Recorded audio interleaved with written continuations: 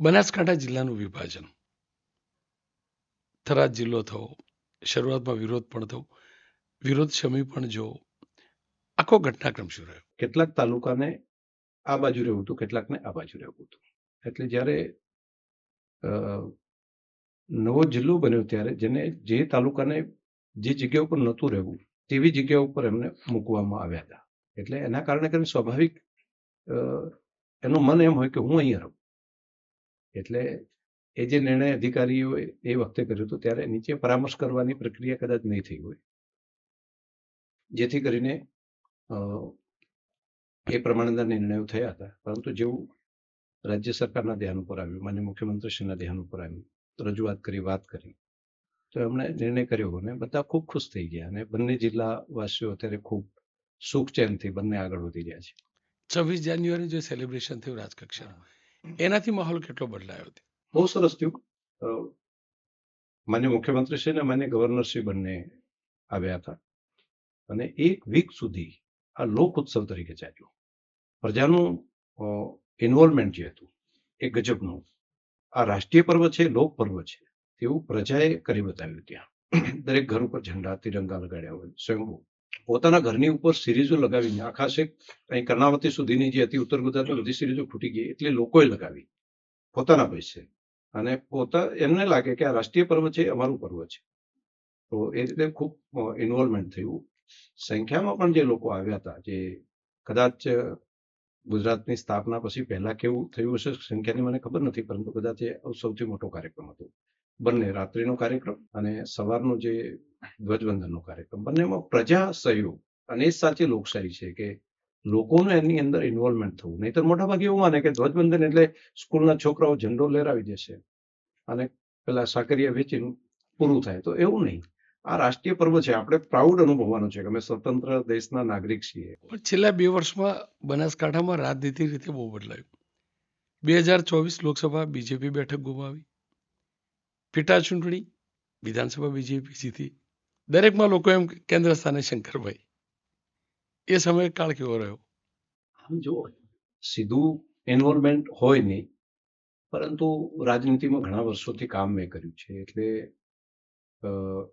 તેના કારણે પણ હોય.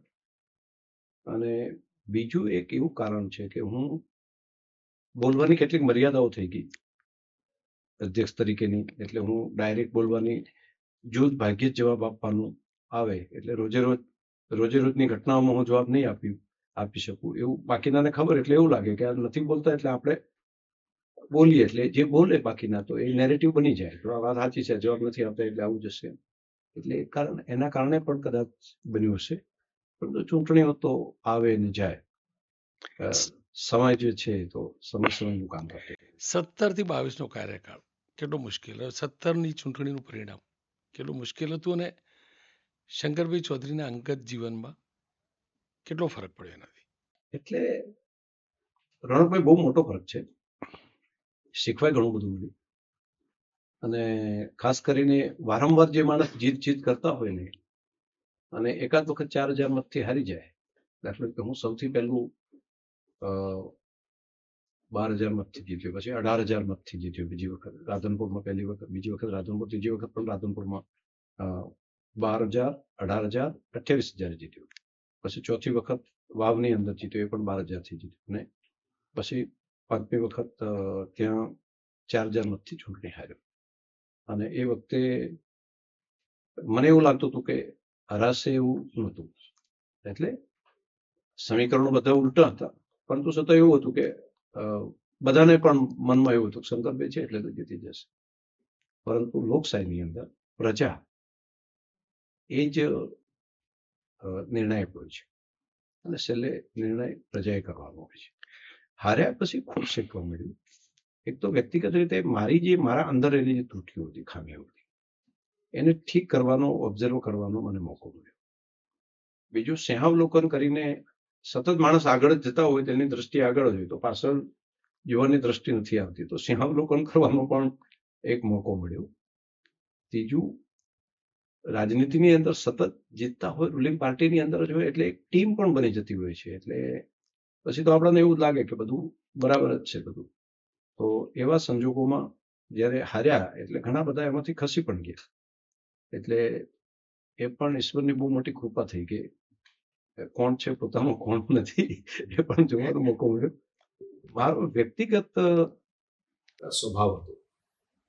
તો આ બધા માટે હું બીજા લોકો કારણરૂપ છે એવું હું નથી માનતો આજે પણ. એમાં મારો સ્વભાવ જ કારણરૂપ છે. એ બદલાવ મારે આખી દુનિયાને હું ન બદલી શકું, પરંતુ હું પોતે તો બદલાઈ શકું. તો એ બદલાવ મારે પોતાને કરવો જોઈએ અને મહદ અંશે હું એને ઠીક કરી શકું. એ પછીના સમયમાં હું પોતાને ઘડવાનું કામ કરી શક્યો, હું પોતાને બદલવાનું કામ પણ કરી શક્યો અને તેનો મને અત્યારે ફાયદો છે.